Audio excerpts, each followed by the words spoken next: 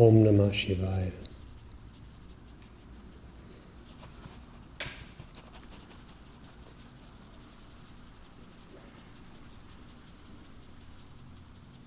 In Ribhu Gita, Ribhu continues to instruct Nadaga, pointing out the solitary non-dual reality of Brahman, the self, and the complete unreality of all that is perceived and conceived.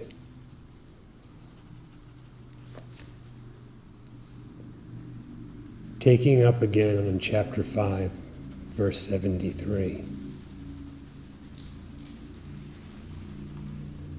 Ribhu says, he doesn't say that. Ribhu says, mind is the gods and the others. Mind is Yama and others. Mind itself is what little there is. Mind itself is pervaded by the mind.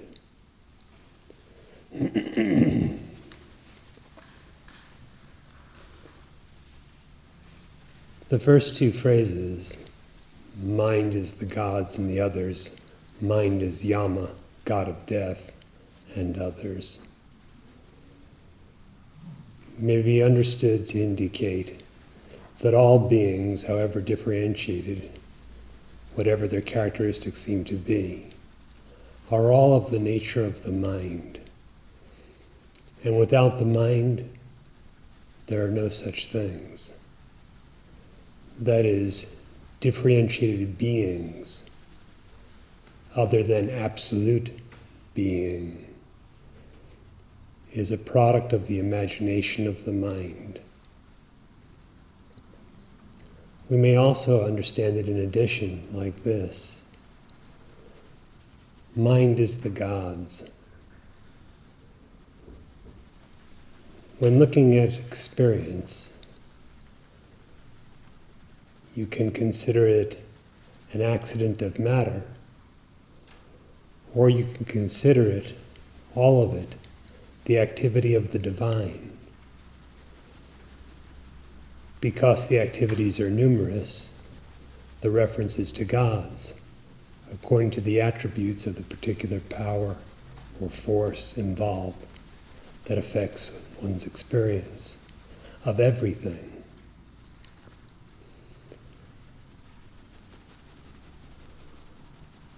Ribhu says,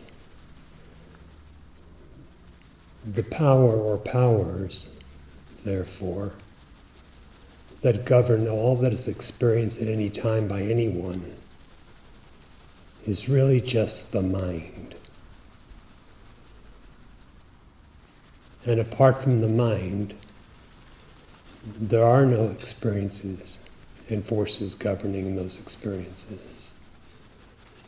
The implication is that what exists is Brahman, the self, without qualities, without objects, without multiplicity. Of all the forces at play in the universe of experience, death Yama is common to all of them. Ribhu says, Yama, death, is only the mind. It is in the mind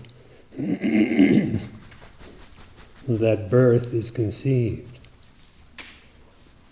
And so it is likewise in the mind only that death is conceived. Existence, which is Brahman, is unborn and forever.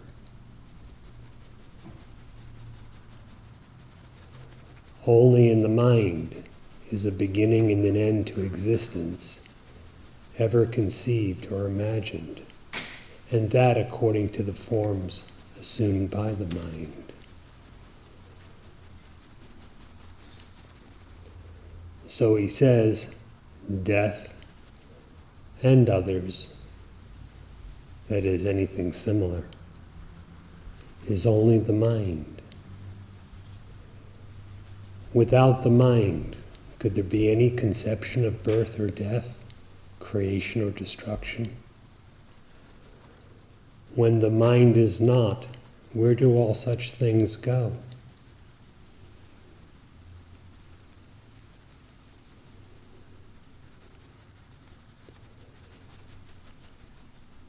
Whatever little there is mind itself.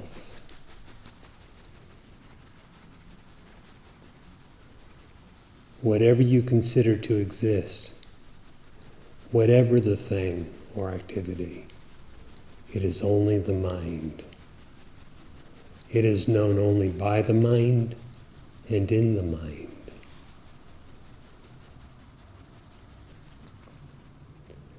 The reality or the self is beyond the mind.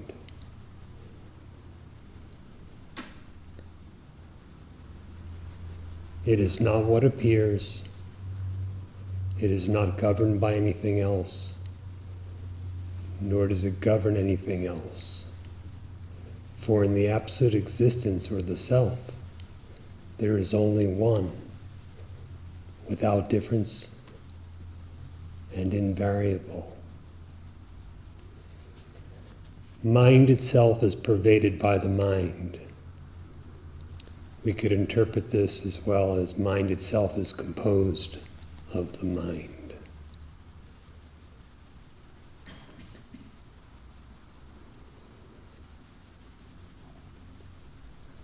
All of the mind, all of the mind's play, that is, all the forms that are apparently conceived and perceived within the mind, is pervaded by itself, is composed of itself. Even the idea that there is such a thing as the mind is composed of in the mind and nowhere else. What is it that is not in the mind? By dismissing all these things, including the mind itself, as being only a product of the mind, or pervaded by the mind, or the nature of the mind, it leads one to the inquiry as to what is it that is not of the mind.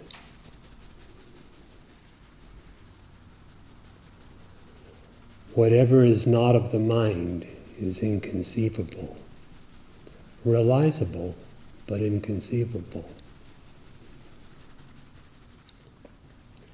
Whatever is not of the mind has no beginning or end. What in you is not of the mind?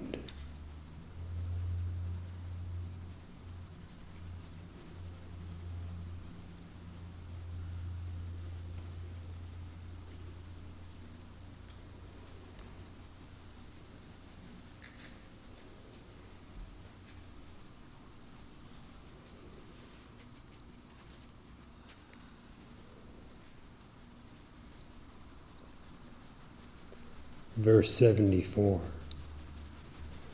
The universe is filled with mind. This body is filled with mind. Whatever has happened and whatever seems to exist is filled with the mind. This duality is filled with the mind.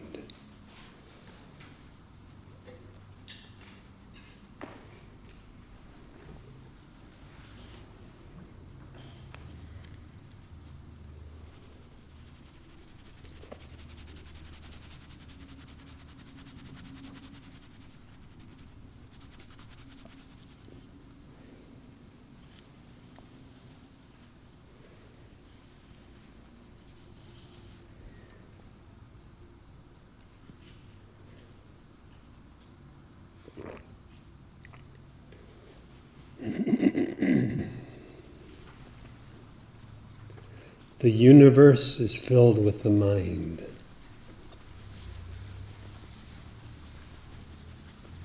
Do you know anything about the universe, or that there is a universe, except what appears in the mind?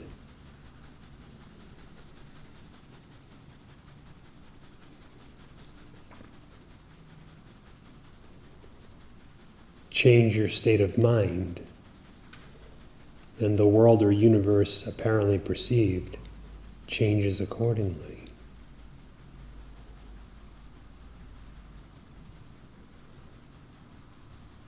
What is known by the mind is not external to the mind, but is only within the mind. This universe is filled with the mind.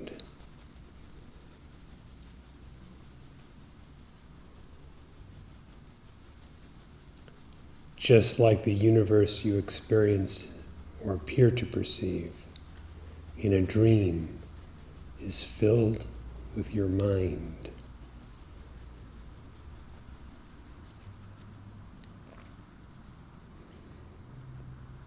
That which is not of the mind, but which is your true self, is thus transcendent of the universe.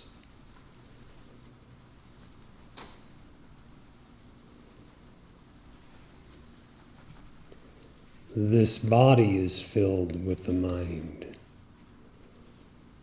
What do you know of your body?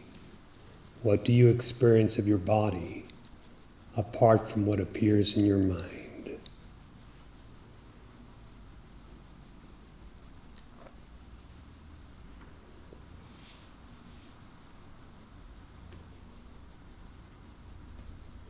If you think in terms of the universe and the body, but I see it, I hear it, I touch it. Aren't all those sensations, appearances in your mind?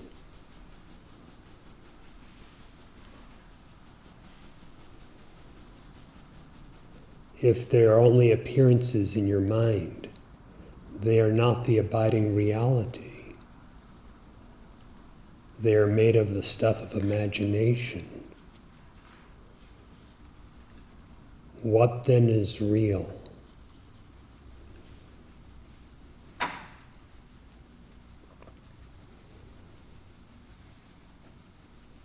That which illumines the mind, but which is not illumined by it, is real.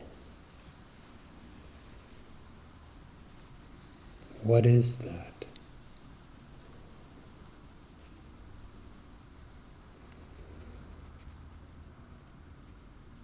Since, as Ribhu says, the universe is filled with the mind, and this body is filled with the mind,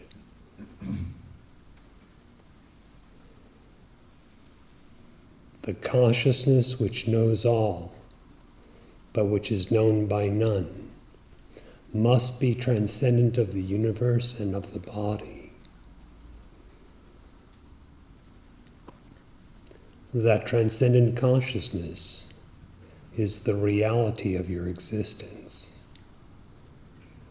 That alone should be regarded as the self, and that alone should be considered reality.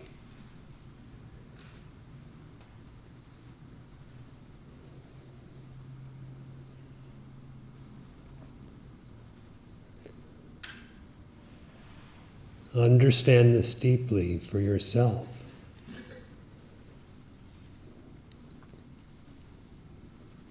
All that you've ever known about the universe, however small or large,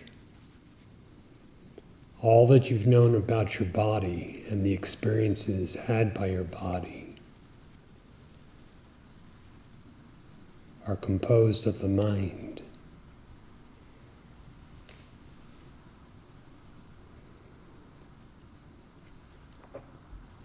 The mind is not thinking about other things. The other things are of the mind.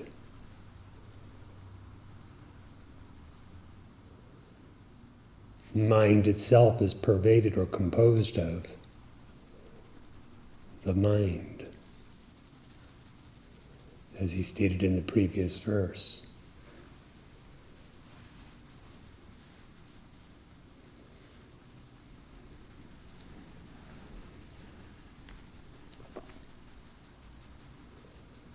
Everything appears and is known by and in the mind. Only that which is not a thing is not so. You are not a thing.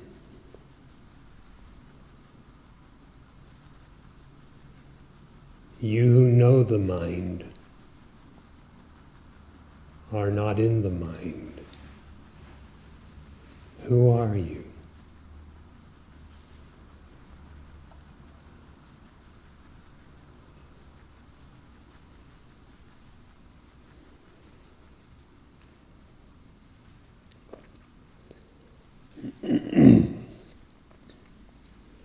Whatever has happened and whatever seems to exist is filled with the mind, monomayam, composed of the mind, of the nature of the mind. We can say filled with the mind. Whatever has happened and whatever seems to exist, all of the past and all of the present, is just the mind.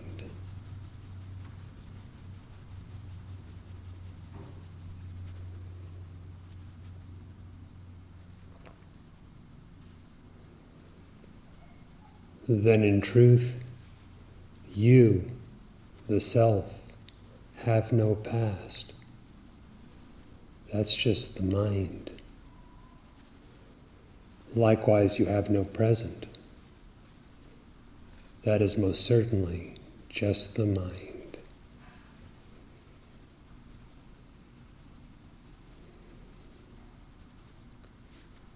This duality is filled with the mind.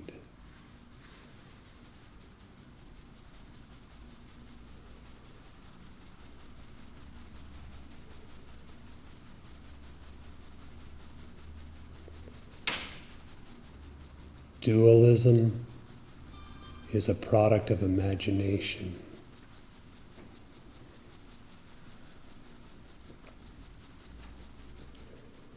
In the absence of dualism, you are only the self, or Brahman,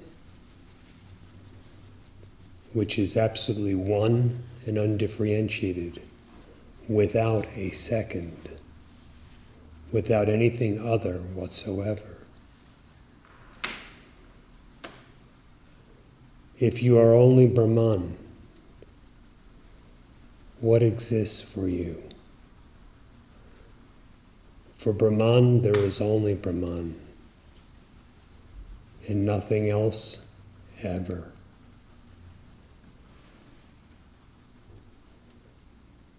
Do you seem to experience something else at any time? That is the duality being addressed, and he says it's filled with the mind. It is just the mind's conception, starting with the first dualism of yourself and the self, or yourself and God, and then with every duality that seems to follow therefrom. It is all just the mind's play. the mind's imagination. To believe in the mind's imagination and consider it as real is delusion.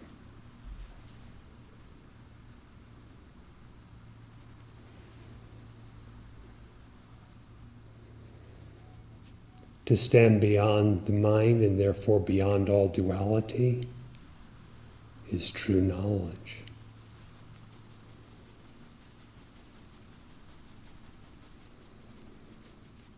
True knowledge is peace and bliss. Delusion leads to suffering.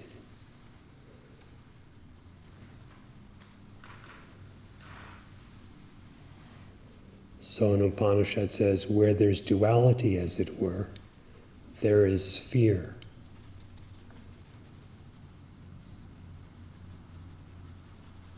Where there's no duality, there is no grief, no suffering, no fear. Just the one absolute, which is perfectly full at all times.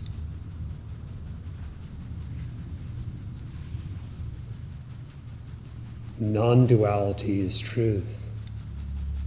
Dualism, duality, is just filled with the mind, of the nature of the mind. It is not the nature of existence. It is just the mind's imagining. Learn to inquire in the search for knowledge of yourself in such a manner that you could pass beyond every kind of duality, that you pass beyond everything conceived in the mind, and thereby rest in true knowledge, in which being comprehends itself as it is.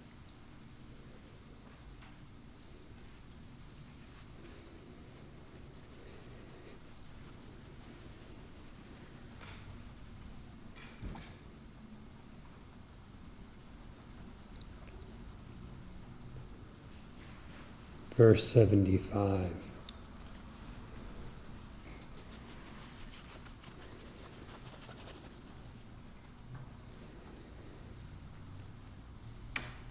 This identification as a category is filled with the mind.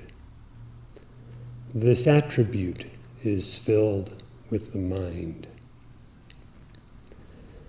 This which is seen is filled with the mind. This insentience is filled with the mind.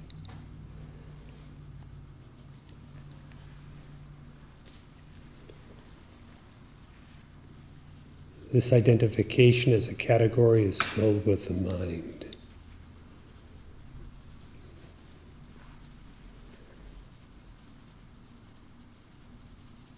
In the knowledge of things,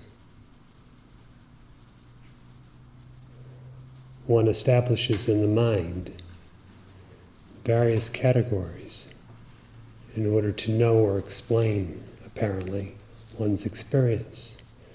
So something is considered to be like this, or considered to be not like this. And thereby there are categories of knowledge. The categories, he says, is only of the mind, or only of the mind. The categories are determined by the attributes thought to qualify each thing. The attributes, he says, by which you determine what category something is also just the mind.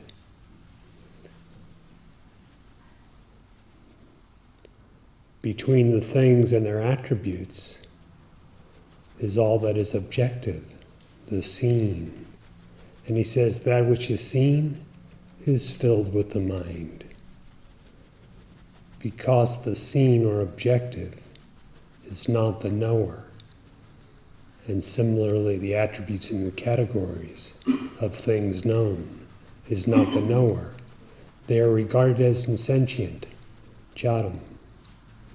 And he says this insentience, this jhatam, is filled with the mind. So then, whatever is objective, whatever its attribute, and whatever kind of thing it seems to be, a category, from the abstract to the gross, all of that is just made of the mind.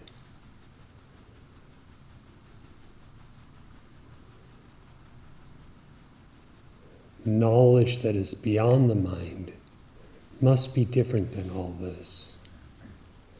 It is not concerned with categories and attributes.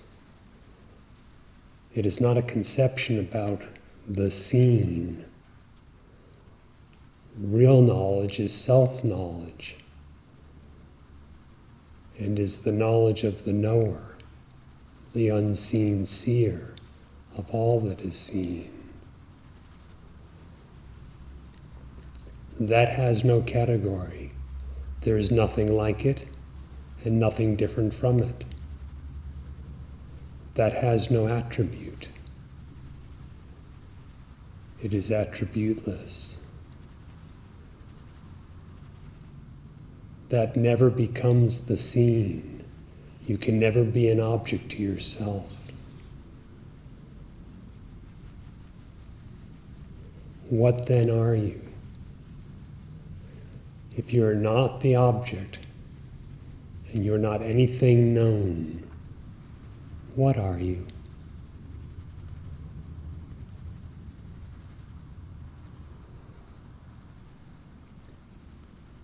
In this way, inquiring in this manner, there is the self-revelation of consciousness, which is formless and infinite.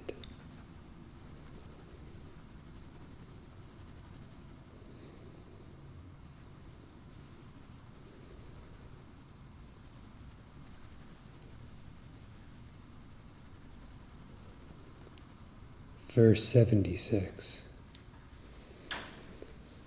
Whatever is filled with the mind.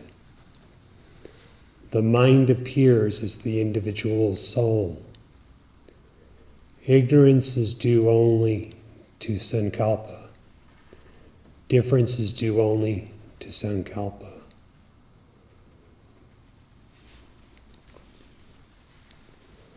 Whatever is filled with the mind. Whatever it is that seems to appear before you, whatever it is you seem to experience, that's just the mind. Again, what is that which is beyond the mind? You must find this in yourself.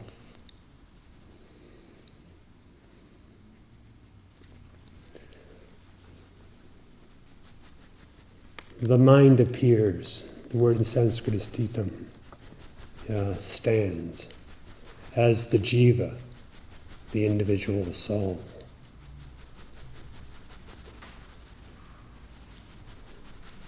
The mind itself, as the Maharshi has mentioned, is synonymous with the jiva, the individual.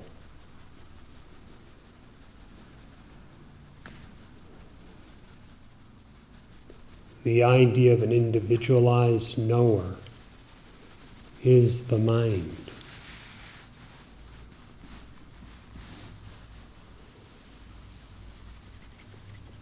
The idea that there's an individualized knower or experiencer is the jiva. Freedom from the mind is freedom from the jiva. Likewise, freedom from the jiva is freedom from the mind.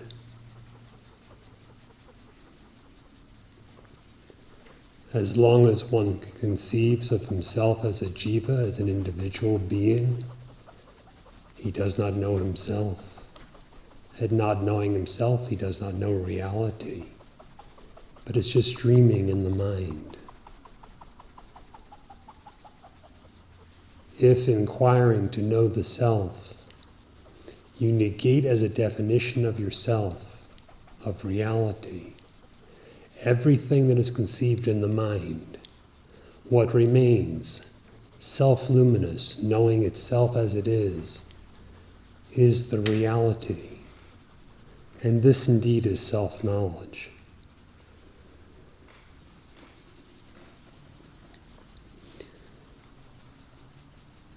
Ignorance is due only to Sankalpa.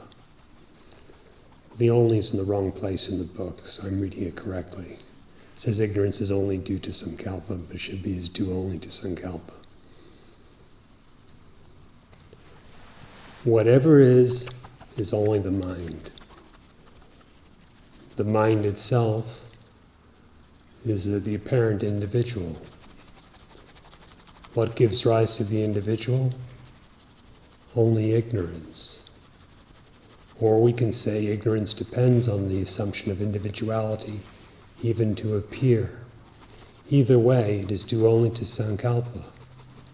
Sankalpa means a fixed idea, a rigid concept. It can also mean volition, but that is inapplicable in the verse. Ignorance is due only to Sankalpa. Difference is due only to Sankalpa, certainly. The word certainly was omitted in the printing.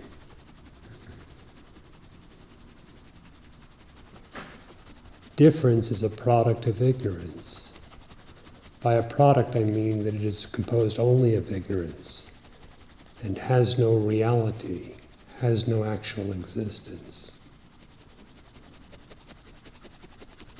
What then is difference? Just a fixed idea, just a concept.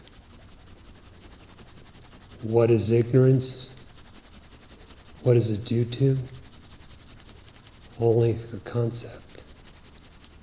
Or we can interpret it as ignorance is only Sankalpa, difference is only Sankalpa, and leave out the interpretation of it being causal, being due to Sankalpa. Then the Sankalpa itself is the difference. Sankalpa itself is the ignorance. It amounts to this: all of ignorance, all of difference is only supposition, the mind's imagination.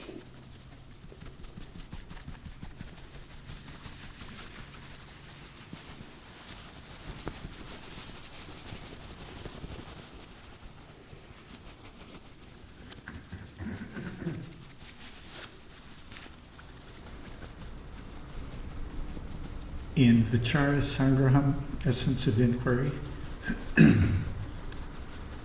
there's something that sounds very similar. It's verse 15, and it's the one that has a little chart, a little table, and on the left is the knower, and on the right are all objects. And the Maharshi says that, if I understood it right, that's all and fine. And then he says, there is someone who knows all of that. But I think he takes it even further and says, the one that has the relationship with all of that, those categories, is not you either. And what I hear from Ribhu is that if there is some kind of relationship between you and something else, that you would consider yourself to be, that's not really you. That is not really you, and that is not real. A relation is between something else and oneself.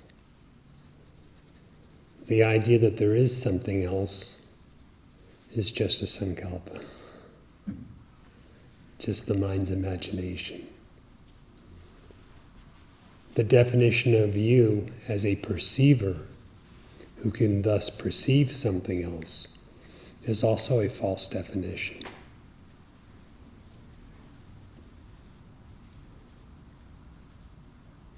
The self of the nature of being, consciousness, bliss is not in relation to anything else.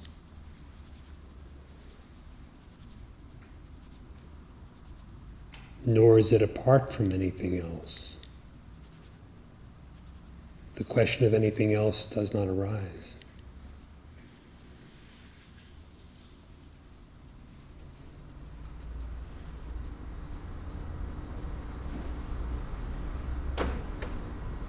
So I'm asking myself, do I have that experience of myself as not connected to anything else? Or that there is not, even deeper would be, is there anything else? And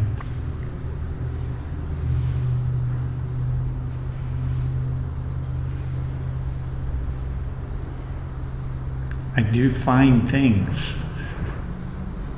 It's not like well, blank slate, I don't think is the right word, but it's not the experience of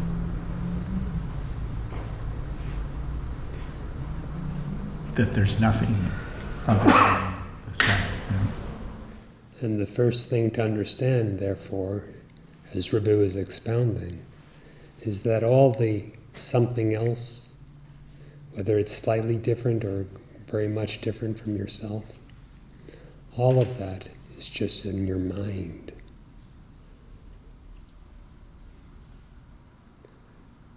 And if you understand this, then you will seek to know existence itself, free of those definitions in the mind.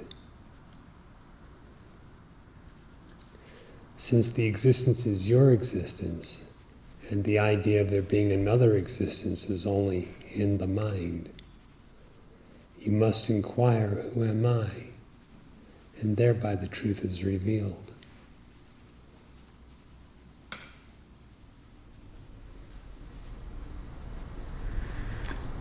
I can get to a large degree the mind and all its content, and how when you talked about when you have a fixed concept, everything that appears in the mind corresponds to that concept. Like in the waking state, you get all that stuff. In the dream state, a different state of mind, you get all that stuff.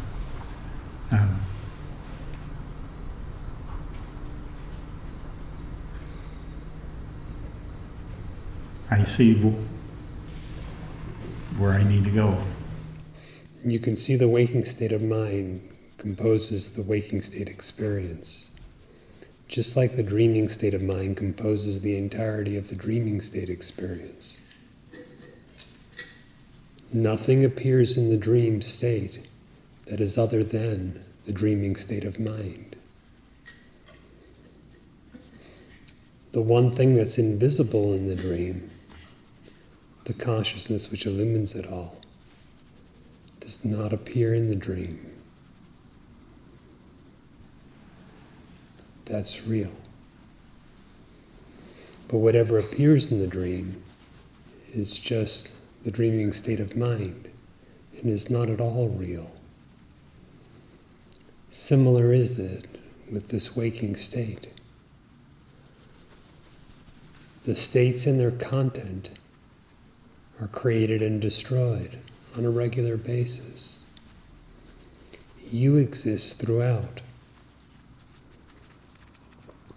Inquire within in such a way that you cease to misidentify your actual existence, your real self, with anything that appears in any of the states of mind.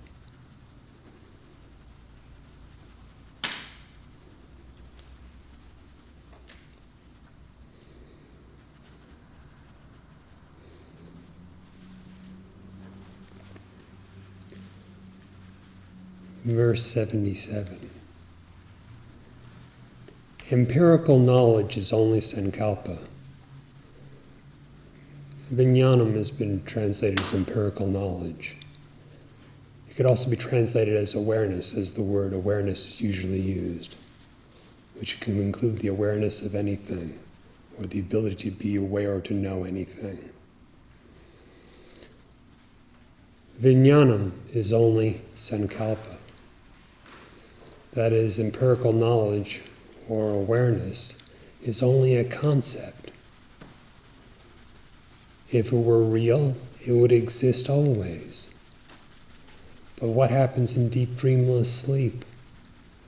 There is no awareness of anything, no capacity for such. Yet there is still existence. The existence is real. It is not inert, it is of the nature of consciousness. But consciousness, which is infinite, uncreated, and imperishable, forever undivided and non-objective, should not be confused with what is commonly called awareness, a play of the mind, usually involving that part of the mind known as sensory activity.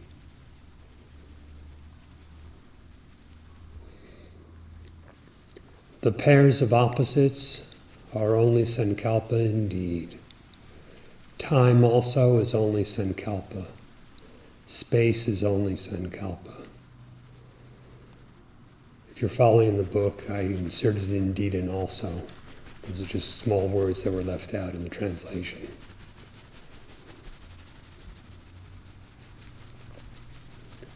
The pairs of opposites are only Sankalpa indeed.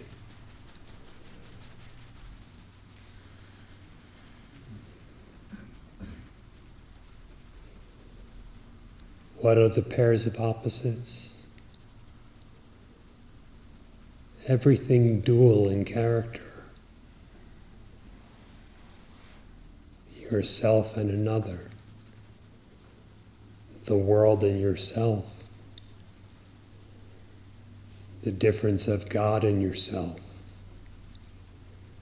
And more commonly understood as the pairs of opposites such as pleasure and pain, life and death, higher and lower, etc.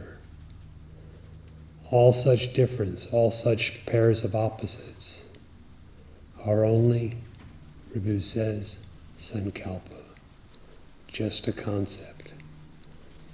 When concepts cease, as for example again in deep dreamless sleep, what happens to all those pairs of opposites? They are gone without a trace. What appears at one time and disappears at another cannot at all be the reality. The reality ever is, just as it is. This is eternally so. The eternal is not a Sankalpa. You are not a concept. You are not a Sankalpa. Know yourself accordingly by inquiring, who am I? Time also is only Sankalpa. Space is only Sankalpa.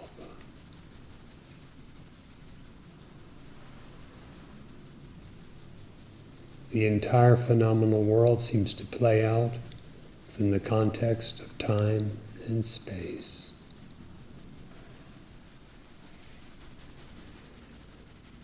Again, consider your dream. Is the time in your dream real? Is the space in your dream real?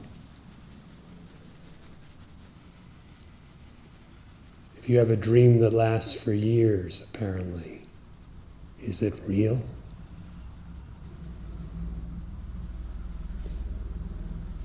If asleep for hours you have a dream in which the dream time seems to be but a second, is it real?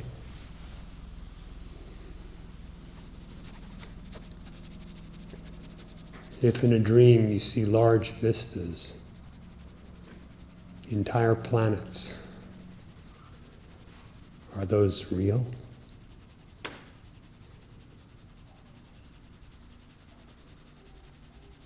If in a dream you see small spaces, you seem to be caught in a tiny little box, let us say, is it real? The time and the space are only products of the mind. They are not real. But your existence is real. So the Maharshi says in Saddarshanam, we, the timeless and the spaceless, alone are.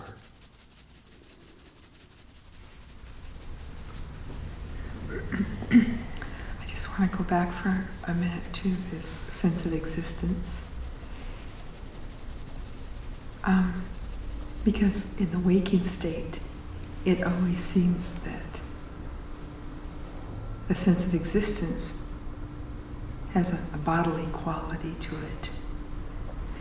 So the sense of existence in the deep dreamless state and with the waking state is the same. Yes. But for me, they're different.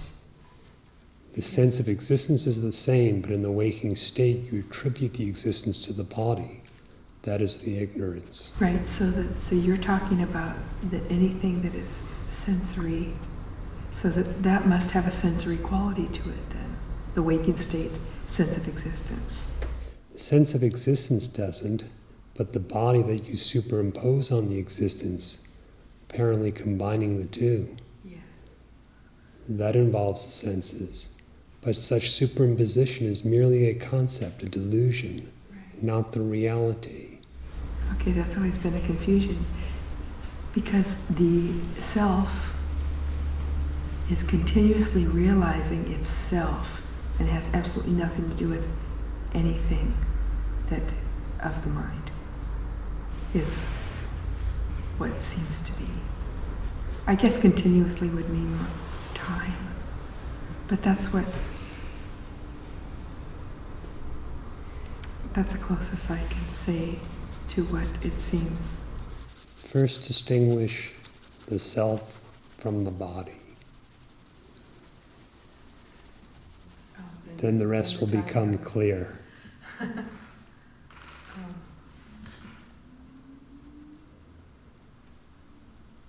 Your existence is true, and it is always. The connection of the existence with the body is but an idea born out of ignorance. That ignorant conception is the cause or the responsible factor for ever so much suffering and for all bondage. By any means, dissolve that bondage. Abandon the tendency to misidentify with the body. Right. To limit what is unlimited, or to, yeah. Yes, that is the effect of the I am the body misidentification. It apparently limits the unlimited.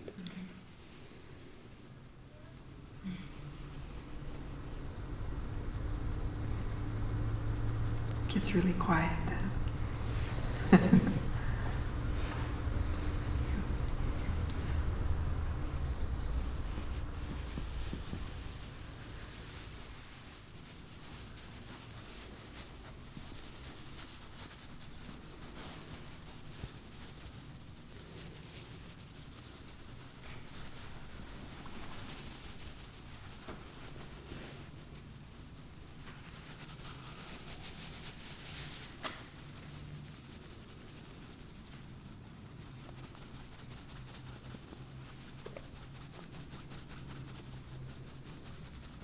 Empirical knowledge is only Sankalpa. The pairs of opposites are only Sankalpa indeed. Time also is only Sankalpa. Space is only Sankalpa.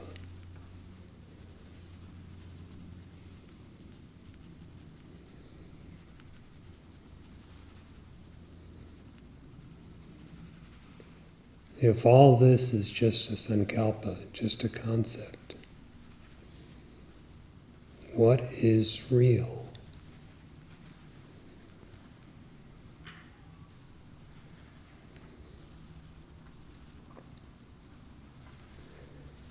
If Vijnanam or awareness is only a Sankalpa, how will you know the reality?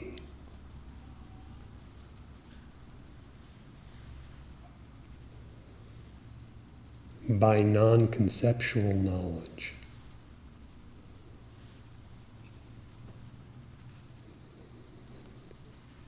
You know that you exist. You do not require a concept for that knowledge. You know it.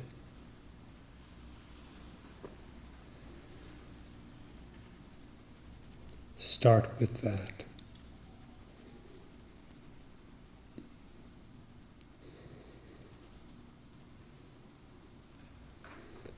At the same depth that you know that you exist, and never doubt that,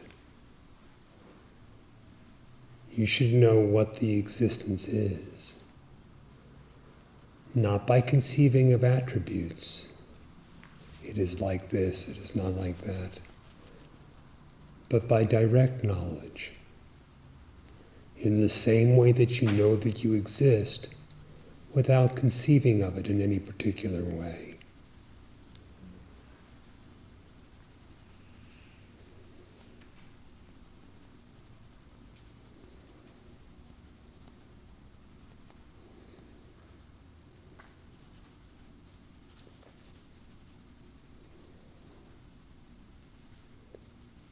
The bodiless, the mind transcendent, the deathless,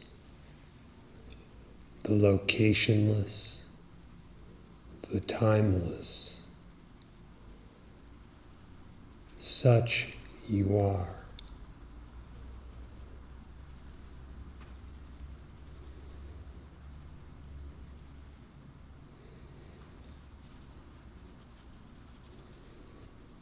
Ribhu has carefully negated everything else.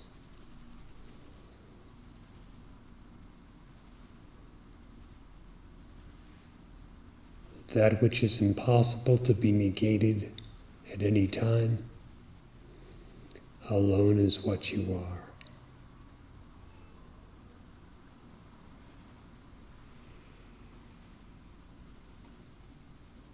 Inquire and realize this for yourself.